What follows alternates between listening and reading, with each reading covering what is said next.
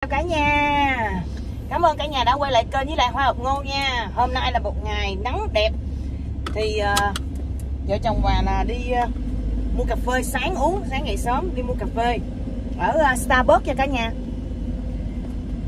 Ok, bây giờ mình đi nha.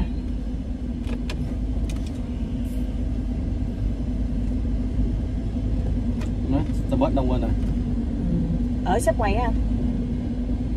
Mình đi mua Starbucks ở Subway.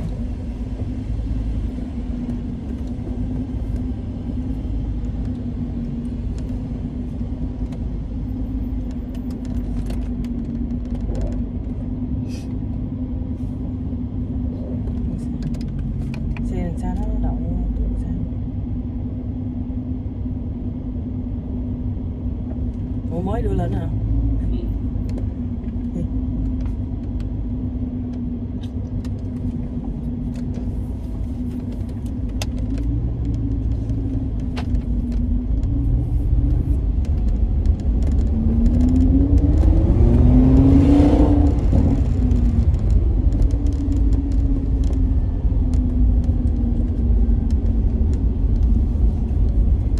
Hôm nay là ngày Chủ nhật cả nhà ơi.